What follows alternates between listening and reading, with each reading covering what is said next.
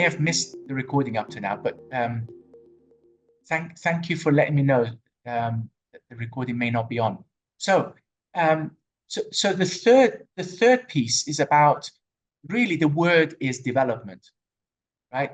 So we as coaches and we as team leaders must start focusing on the need of the client or the team members. One of the biggest needs they have is to grow and develop, but not just any growth or development, to grow and develop towards the areas where they feel charged.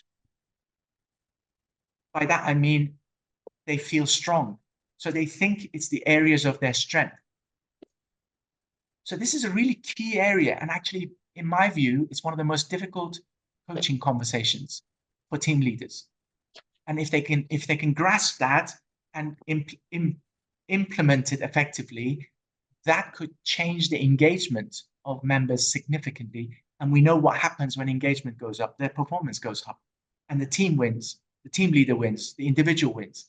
So let's talk about those three key areas. So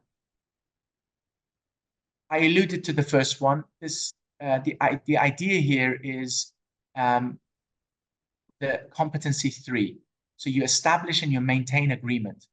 So as a team leader, how well are you establishing agreements and maintaining agreements with your team members? Now, as coaches, we learn this, and we have to pass several tests in order to, get our credentialing. But as team leaders, how effective is this happening around the world? So look at some of this data. So this one, 50% of the workforce, they cannot agree that they know what's expected of them at work. They don't know. That's half the team members, potentially, like this is across many companies, half of them don't know what's expected of them, which to me, it could stem from not letting them know, telling them, but not making sure that they understand that what the actual goal is and the expectation. Telling them and not being aware that they're actually not aligned with what you're asking them to do. So they say yes, but they mean no. So think about these for you. Like, what's your experience? We've all had bosses in the past, right? What's your experience? This is what the data shows. And it shows the opportunity here that if the team leader comes and learns the competency, learns the skill, and practices, and adjusts the hearing, and learns the skill to be able to make sure, and furthermore, go one step further and look at alignment. Because this is different to a coaching client. Me coaching a client, I'm listening to what the client wants, and that's what matters. That's the only thing matters. That's not what happens for a team and team leader. The team leader has a say, but so does the other person that's in the team. So here it's about alignment. So the word alignment becomes bold. So it's are you getting signals that the person is aligned with the goal that you're giving them? Do they feel good about the activity that they're about to do to get to that goal, or the activities? This is where communication becomes incredibly important, and the quality of that quality. So it's not the quantity of communication, it's also the quality of it. So are you consistently having a conversation about how things are going on? When you're asking them, are you listening and asking, and are you curious and making sure the alignment and both parties are sitting where they're supposed to be sitting? So some of this other data suggests it's not happening. So it says 21% of employees or team members agree that the performance metrics are within their span of control. So they're being asked to go and get an outcome, and only 21% agree that they have control over getting to that outcome. So think about this in terms of what is being asked of, and is the manager asking the question, do you have everything you need in order to go and get that job done? Do you need any support? If the team leader is not doing that and not asking those kind of questions, those team members may not be in a situation of coming and openly letting the team leader know. These statistics tends to say that this conversation is not happening at the level, at the opportunity that it has to improve performance. So 26% of employees agree that their manager is good at supporting them to set work priorities. 26% agree. Think about that. One of the jobs, one of you, I think it was Matt who was saying, the environment's changing all the time. So if the context is changing, then priorities will change. They have to change. So if the team leader is not having the frequent conversations and is not focusing on what is the priority and rearranging the priority with the team members will not know exactly where their priority is. Therefore, they may be putting their time producing great work, but to no avail, because it's actually not producing the outcome the team wants. It's no good doing a great piece of work where actually that piece of work is not going to be useful for what the team needs. So this statistics tells me there's a huge opportunity for this one piece of communication where team leaders can learn and focus on. Now, we talked about goals. So on the 30th of May, we got this strength workshop. And we do this every couple of months. In this strength workshop, there's two things happen. One is you get to know what your dominant talents are, which lead to understanding more about yourself and what makes you strong in various activities. So it's the self-awareness. So that's this identifying your innate talents. The second piece that happens in this workshop, it's a 3-hour workshop. You get to know what's happened in the past that's relevant for now and the future. So you own the learning. And then thirdly, you get to know, am I making intentional use of the toolbox I've got of talents when the context changes? When the environment changes, am I on autopilot using this talent as opposed to this talent that I need right now? So it's this intentional execution. So we go through these 3 steps. You have a report, you understand how to use that report. I encourage you, if you haven't been on that, come on that strength workshop. Let's work together and find out some of the tools that you can then go and apply as coaches or as team leaders with your teams. So let me just put a pause there. And while you guys are thinking of, I think somebody's got their audio on. It's echoing. Okay, it's gone. While you're thinking of takeaways of this section, I'm going to ask Puya to come in and just remind us of how we're doing and what he wants for the next step. Puya? Yeah, I just wanted to say that there's been a few people who've joined late, and I want to make sure everyone's got the link for that form. It's a so the prize is 3 prizes for £160, and if you win that, then it's basically a free entry into the strength workshop that Tamer was just talking about. So I'm just going to place that in the chat. Not there's You have a very high chance, considering the number of people that are present. You have a very high chance of winning. So please answer those 3 questions and get your name entered. That's all I want to say. Okay, thank you, Puya. And Puya, can I ask you to have a look at the chat I know there's some questions that are coming up. You just make a note of them so we don't forget, and we'll address those later on. So, all right. Any insights that you want to share of this section? If you want to put it in the chat, or we've got time to hear from one person. Love to hear what's on your mind. What's an insight or learning that came up for you in this section?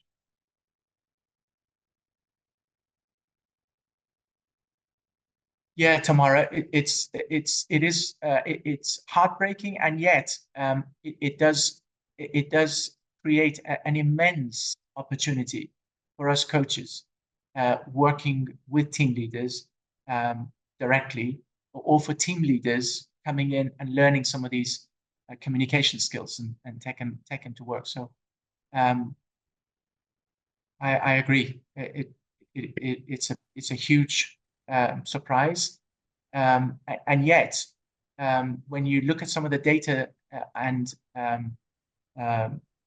look at countries, how they are showing GDP and growth, this is not surprising.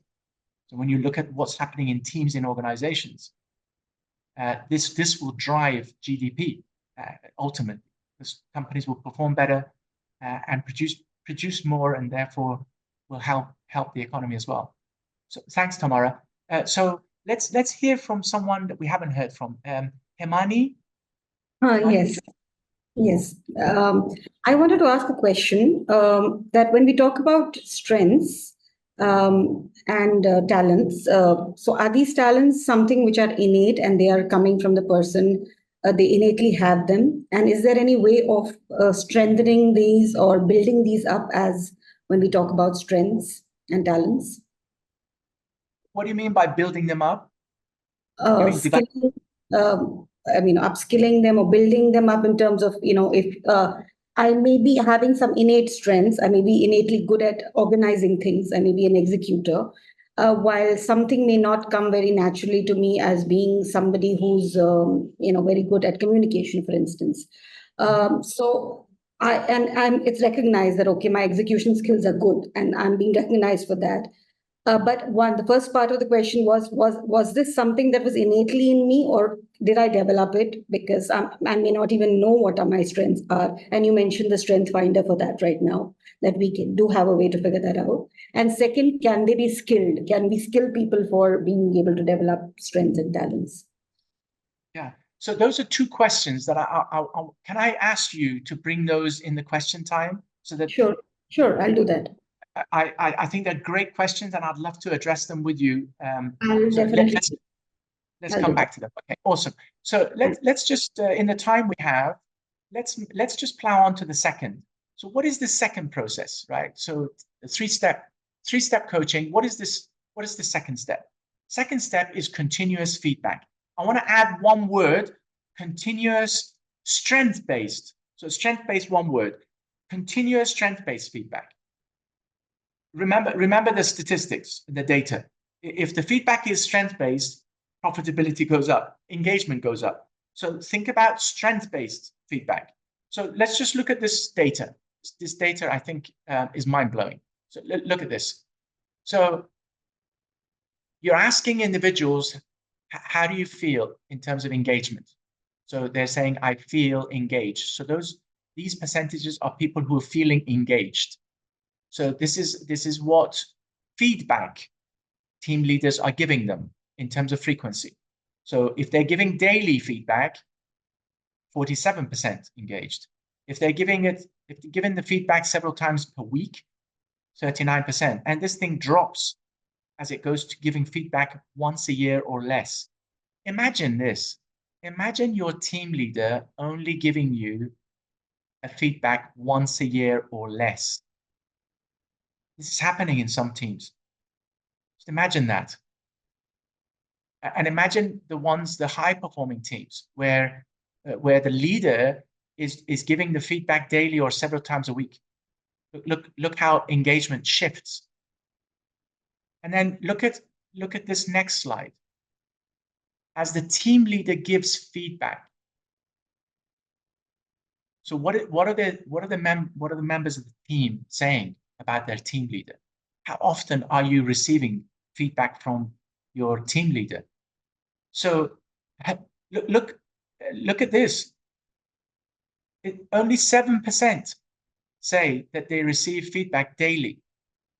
And yet, if you give feedback daily, it's the highest possibility of getting engagement of the team and therefore higher performance.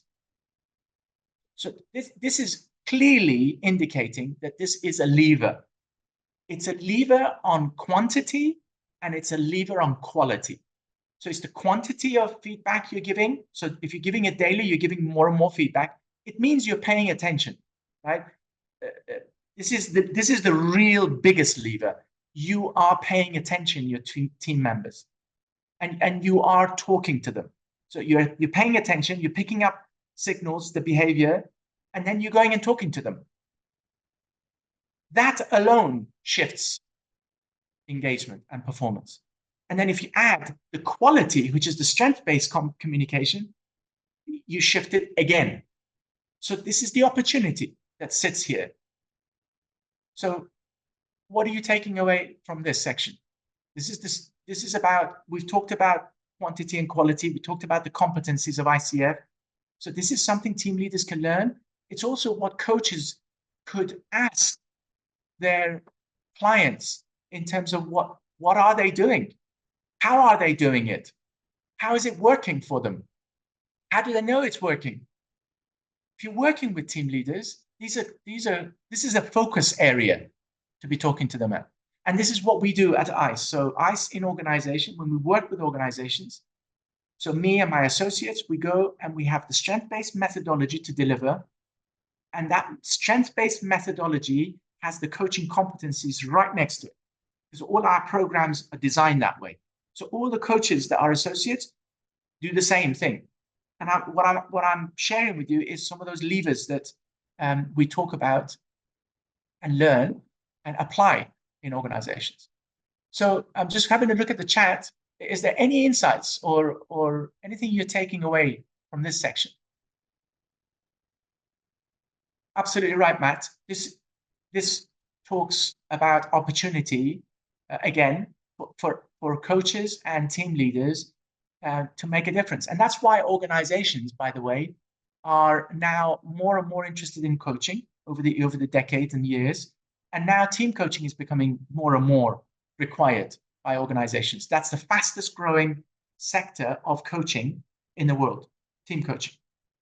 Because what organizations have realized, it's no good just coaching one person, because that one person is sitting in a context, in a team. So if you get the team to know where their strengths are, and the team leader knows what's happening and is able to take these levers and work out how to juggle the team, put them into their strengths, that's going to make a big difference in terms of the bottom line. Awesome. Okay, so let's go to the third section before we wrap up, and I pass you on to Puya, and then we'll come back for questions. So what's the third area?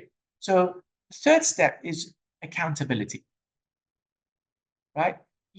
Team leaders must create accountability. So what's the statistics telling us? Only 40% of team members agree that their manager holds them accountable for their performance goals. So the manager says, I'd like you to do this by then, and then doesn't talk to them about how they're getting on. Are they on path? Do they need anything? Have they reached it? Chase them up. 40% agree. That means 60% disagree. What an opportunity missed. So that change of behavior from the team leader can significantly shift engagement, because employees who say they agree that their managers hold them accountable for their performance are 2.5 times more likely to be engaged. That's what the statistics are saying. So if you're held accountable, and that means you feel more engaged because you're being noticed, you're being communicated with, you're being helped to get to the goal, and when you get the goal, you celebrate So all this stuff is good. So therefore the engagement will go up. And if the engagement goes up, the performance goes up. What are you taking from this? Now, how you do this communication and the number of times you do it and the coaching, the style of communication, all that is the learnable stuff that can be had. Right? It's all learnable for team leaders. So what are you thinking before I pass you on to Puya? What are you thinking of this section? This third step, Matt?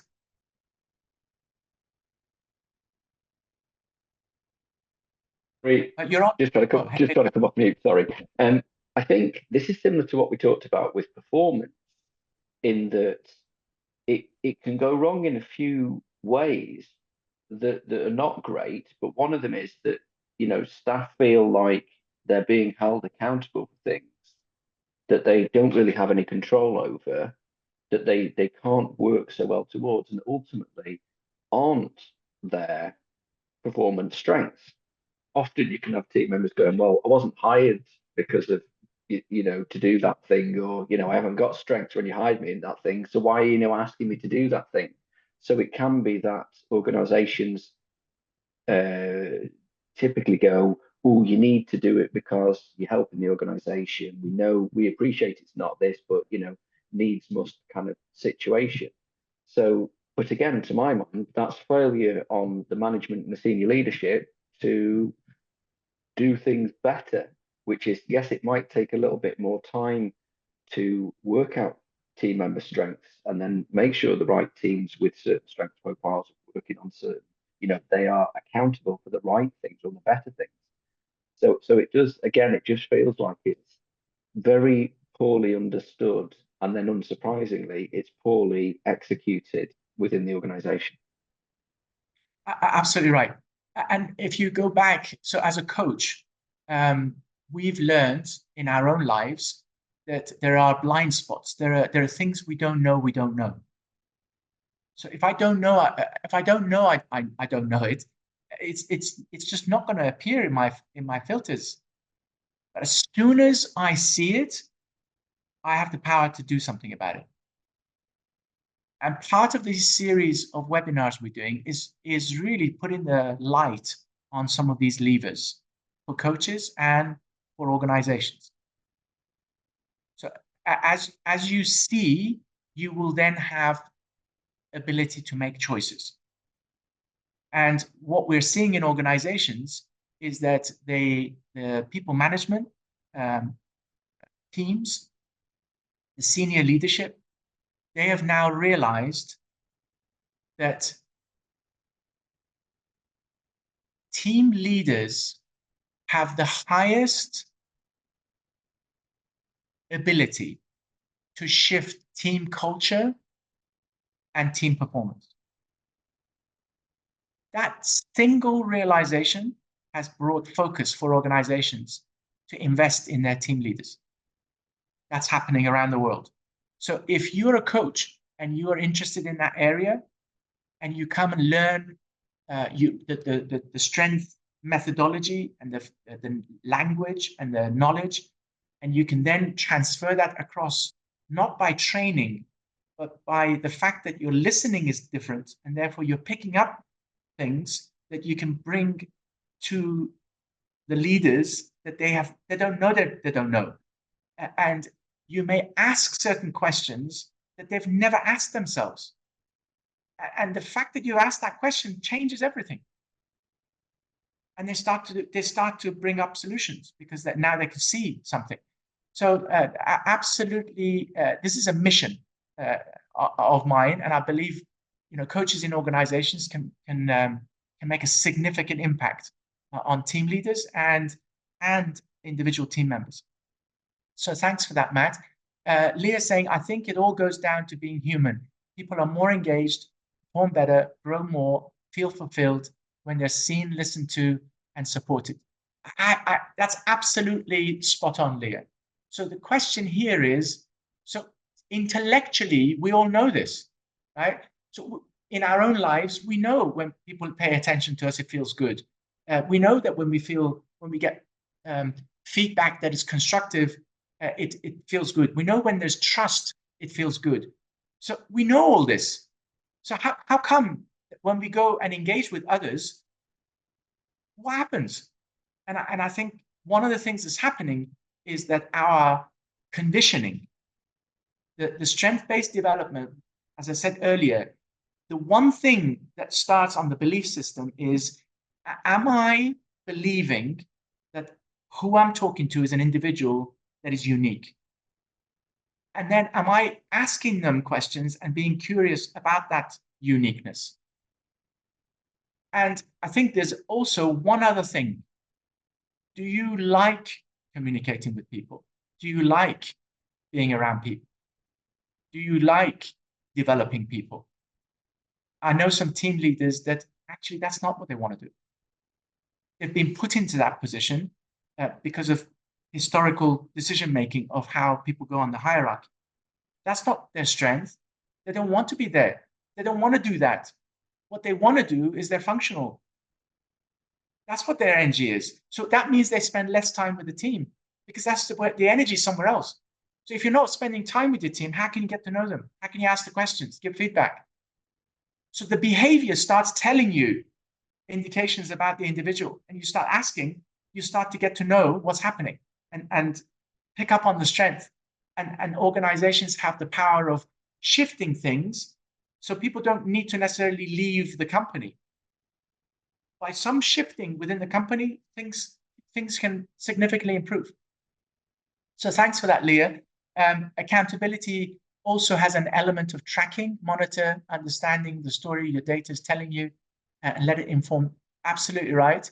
So that's the follow-up, and the way you communicate is absolutely critical. So Nanda's written, how realistic is it that every member in the team is working to their strength? This could take a long time to form the right team. Unfortunately, organizations more often than not put teams together without enough thought. So that's what the data is telling us. That's exactly what's happening. So if the team leader is the leverage, is the influencer, is the role to focus on to develop. So if the team leader starts to know certain things, then they will pay attention because it will impact them. It will impact their performance because their team works better. And for people to get to know their strengths is actually, it doesn't take that long. It's the communication that's important and the knowledge of how you're picking up on what the strength is. And you can learn that, and team leaders' role is to understand how to shift the team around and give different responsibilities to different people and expect different outcomes. This is the team leader's role. So it's about developing leaders, team leaders, to do what they're really supposed to be doing and making sure they're in that role where they're actually in their own strength. Some team leaders aren't. Okay, so I think it's time to pass on to Puya, and I will come back with the overall takeaway of today to hear from you, but also answer some of your questions. We've had some of those already, and I'll come back to those. So thanks for listening and being with us. See you soon. I know that some people have put some questions before, and I'd like to spend a little bit of time answering your questions and any takeaways you have right now. So if I can just ask you if we've missed any other questions in the chat. If you've asked questions, can you please raise your hand so I can see how many questions we've got and we can manage the time, please? And that will help with making sure I manage to answer as many questions as I possibly can in the time we have. So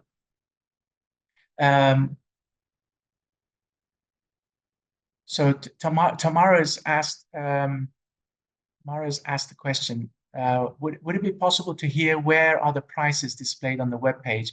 Is it to understand that? Okay, so Tamara, because we have promotional offers going on, it's very difficult to constantly change the website. So the best way to get to know the prices is to connect with us, and you'll be able to talk to a program consultant. They can talk through all the promotions, the installment plans, all that good stuff. So that would be a much easier way for you to get to the outcome. Hemani, I think let's go back to. I had someone who asked the question earlier about developing, understanding what talents are they innate? Can they be developed? Are those which are developed into strengths, and what can we do about developing them? Yeah, so great questions. So if I'm not answering any part of the questions you've asked, please come back. So I'm going to check in with you. Sure. The first part is how do we get to know what are our talents? Mm-hmm. Well, there are tools to accelerate this, mm-hmm. And as coaches, we can ask questions that yes. If we know what the what's behind a talent or mm-hmm. a personality trait. Mm-hmm. So think about this: if it's the way you innately think, mm-hmm. feel, and behave. So if it's innate, yeah. it's when you're on autopilot. That means yes. you don't have to think what you're thinking. You're automatically thinking it. Right. So think about at work when you're doing tasks and activities. Most of the time we are doing, right? We're on autopilot. So the characteristics that we have show up in what we do, behavior. It shows up how we feel. And it also shows up by asking. So when you were doing that, what were you thinking? So as coaches, we learn to do that. We ask questions, but there's a tool, the Strength Finder. So I'm a Gallup certified strength coach. So I've learned from Gallup and other areas the science behind the strength-based methodology. And one of the best tools I know is the Gallup Strength Finder. So that's why in our strength workshop, the first thing you get is a code where you go and get that report, do the test, get the report, and you come to the workshop to talk about what it says about you. And you'll get some exercises so that it will help you get awareness of what it says about you. So you come with some comments because of what you've read. So that's the first thing. That's how you can access what characteristics do we have. Now, I think you asked the question, how can we develop them? Is that right, Hemani? Yes, absolutely. So in the strength workshop, we talk about the idea of taking talent and developing it to become a strength. Yeah. Right? Okay. So the concept is that 3-step talent builder slide I showed. So you identify the talents, you become very aware and own them. So if you are a great organizer, right? Own that, meaning that you not only do you know it, but you're now going into conversations about how can you go and apply that organizational ability in some of the activities that you're about to go and do. Or if you're great at building relationships with lots of different people, well, what are the activities that you're doing where you can go and drive that energy that you want to meet people, you want to break ice, go and do that more often. And the third piece is, okay, in order to become strong at something, you've got the talent.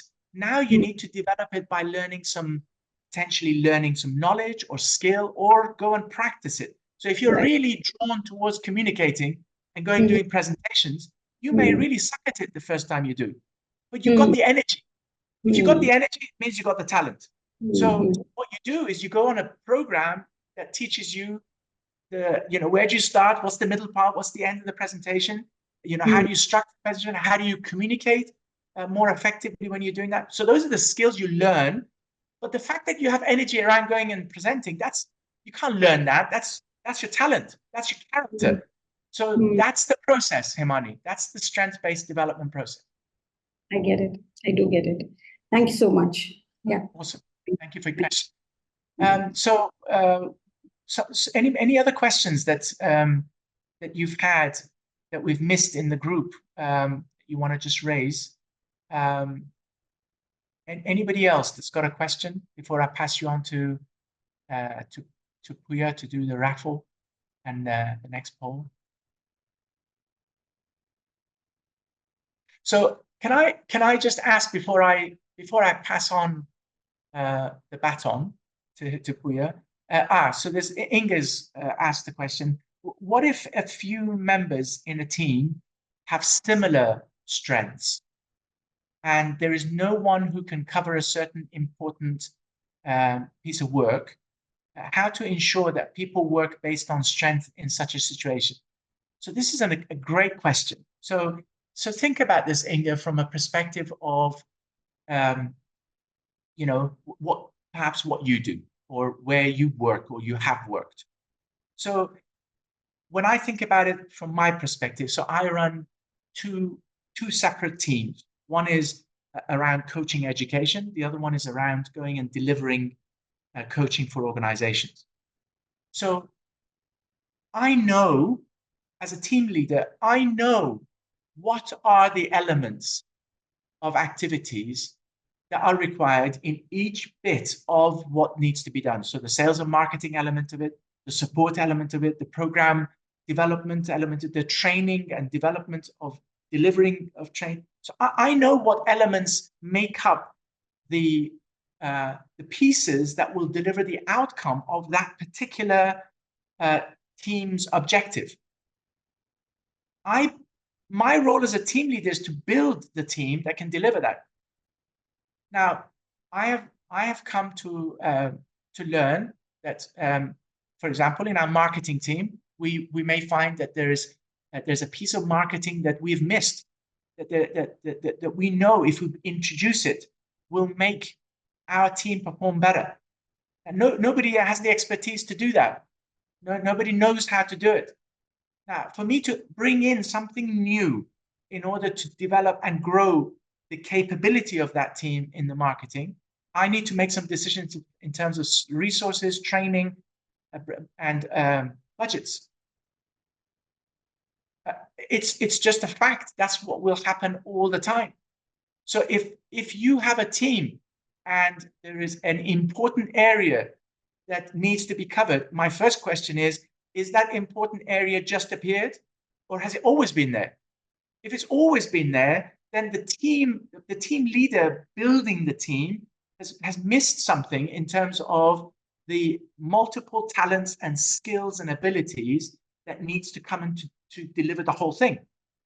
But if it's a new thing, then the team leader is also responsible to think about, okay, can anybody do something about this in the team? Can somebody learn? Do they have some core talents that if I invest in them, they can quickly learn and do that as well? Or no, do we need to go and tap into somebody from outside, part-time or full-time? So these are all the questions that will come out based on you, first of all, getting to know your team members. Because if you know what talents they have, and you know what skills and knowledge they've built over the years, it's pretty easy to know whether you can do what you've got in your hands. But if you've got a piece that's come up that's new, and you don't have the ability, nobody knows how to do it, then you must create some training or bring in experts, because the team there lacks and requires the talent and know-how. I hope that helped, Inga. This is a process where you go back to looking at observing where this gap has appeared, what you've got, and what you can do in terms of filling it. And that the strategies behind that will very much depend on, is this important piece going to continue with this team forever now? Well, then it's likely that you're going to need to build that within the team. Thank you for your question. So I think it's time for me to pass on to Puya. If we have any more time at the end, I'm here to answer any more questions. So thank you for the questions and listening. I'll pass on to Puya.